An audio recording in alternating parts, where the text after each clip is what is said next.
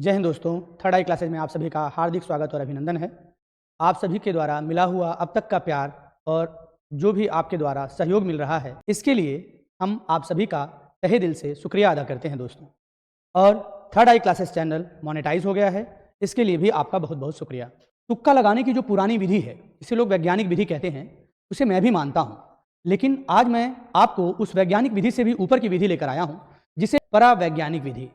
इस विधि से आप तुक्का से कम अपना 40-50 नंबर बढ़ा सकते हैं दोस्तों, अगर आप परीक्षा में इस हालात में पहुंच चुके हैं कि आप मेरिट से थोड़ा बहुत ही दूर हैं मित्र। तब हर दिन होत न एक समाना, कोई दिन ऐसा होता है जो अच्छे अच्छे विद्यार्थियों का खराब हो जाता है।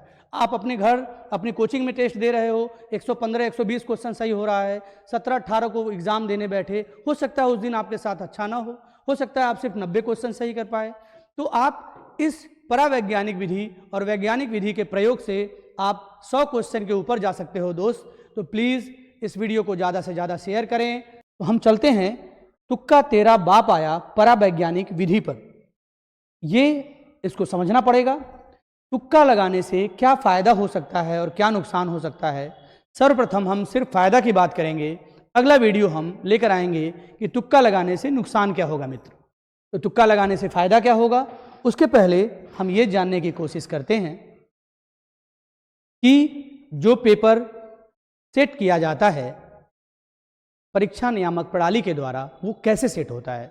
यूपी पी कांस्टेबल की जो परीक्षा होने वाली है 150 क्वेश्चन की, उसमें होता क्या है, उसमें क्वेश्चन के ऑप्शन सेट होते हैं मित्र।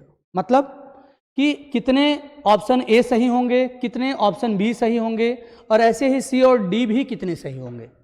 36 सही है, ऑप्शन बी 37 सही है, ऑप्शन सी 38 सही है और ऑप्शन डी 39 सही है। ये क्रम बदल भी सकता है, हो सकता है कि ऑप्शन ए 39 सही हो।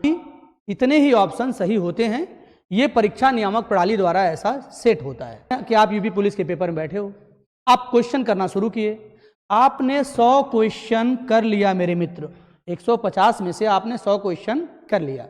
हो सकता है मेरे दोस्त कि आपका 90 क्वेश्चन इसमें से सही हो और आपका 10 क्वेश्चन इसमें से क्या हो, गलत हो। मेरिट से 10-15 क्वेश्चन दूर हो मेरे दोस्त।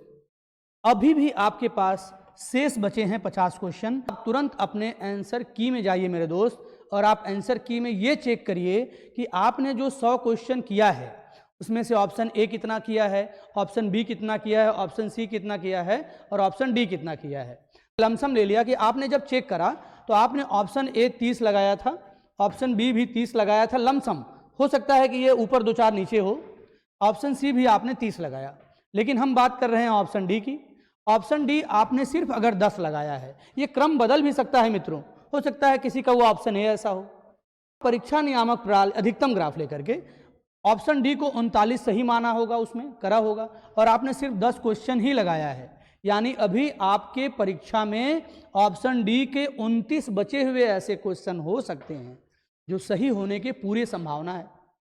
और आपके पास बचा कितना क्वेश्चन है, 50 क्वेश्चन। आप आंख बंद करके इन 50 क्वेश्चन का ऑप्शन डी लगा दो दोस्त। 50 क्वेश्चन करा जिसमें से ऑप्शन डी के 29 सही होने की संभावना है और आपका सिर्फ 22 सही हुआ।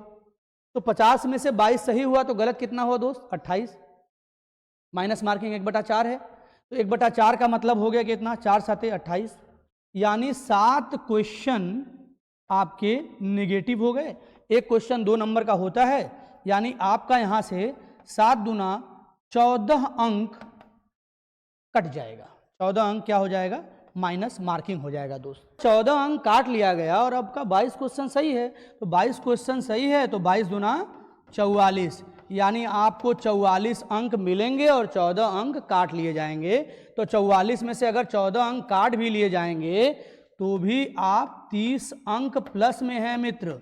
आप 30 अंक किसमें हैं, प्लस में। अब हम बढ़ते हैं वैज्ञानिक विधि के तरफ। वैज्ञानिक विधि में क्या होता है, आपको एक टेबल बताया जाता है कि आप हो सकता है उतने सारे क्वेश्चंस में से कुछ क्वेश्चंस ऐसे हों जब आप चारों विकल्प में फंसे हों, आपको चारों विकल्प में समझ में नहीं आ रहा है कि आपको क्या गलत है क्या सही है। तो ऐसे कंडीशन में आपका 25% तुक्का सही हो सकता है मित्र।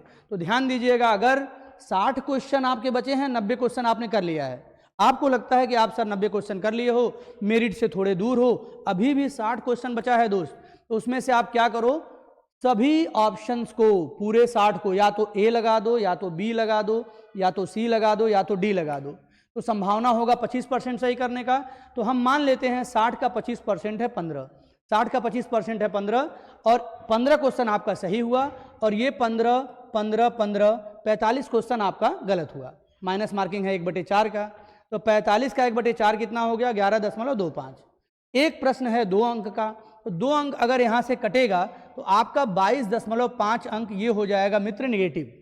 और अगर आपने 15 क्वेश्चन सही किया है तो 15 दूना 30 अंक ये आपका हो जाएगा पॉजिटिव। तो फिर भी आपको 0.75 मिल ही रहा है।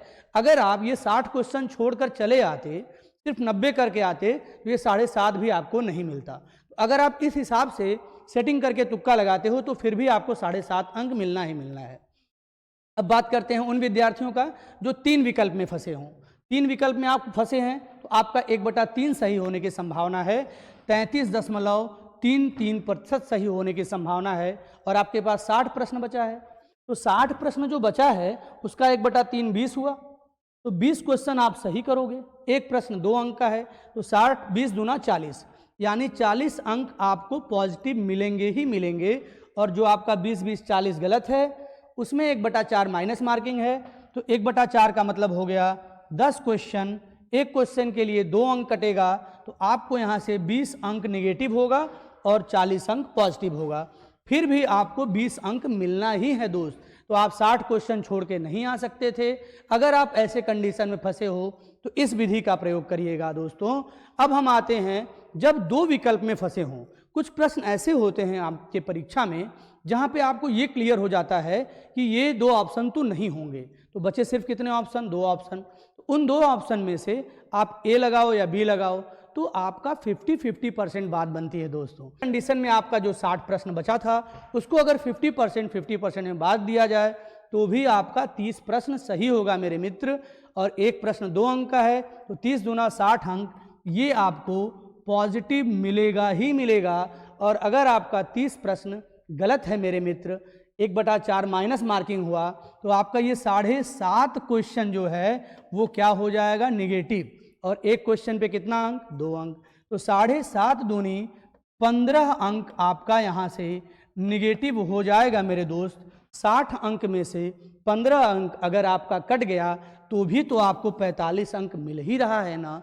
तो अगर आप सोचो कि आप सिर्फ 90 क्वेश्चन लगाकर आ जाते और इस तुक्का विधि का प्रयोग ना करते, तो क्या आपको अधिकतम 45 अंक, न्यूनतम 7.5 अंक, मध्यम 20 अंक मिलने की संभावना तो होती ना मित्र। तो आप इस विधि को जरूर प्रयास करिएगा। आप टेस्ट देते हो उसमें आप अपना कर देखो। आप 90 क्वेश्चन सही कर लिए, आपके पास 60 क्वेश्चन बचा, आप इस विधि को अपना कर देखिए। और पिछली विधि को भी ध्यान दीजिएगा कि पिछली विधि में भी ये प्रयोग करिएगा कि ऐसा होता है क्या दोस्त। या तो थर्ड आई क्लासेज में आपका हार्दिक स्वागत और अभिनंदन है। जय हिंद, जय भारत।